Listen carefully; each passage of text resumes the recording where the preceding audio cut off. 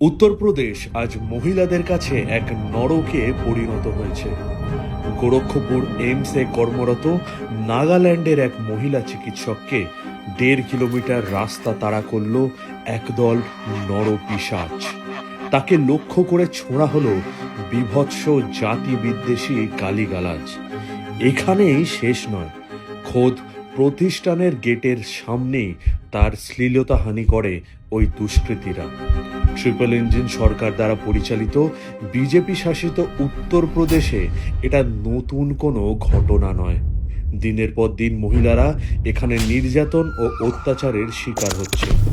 যারা মুখে বেটি বাঁচাওয়ের বুলি আওড়ায়, বাস্তবে তাদের জবাবদিহিতা শূন্য।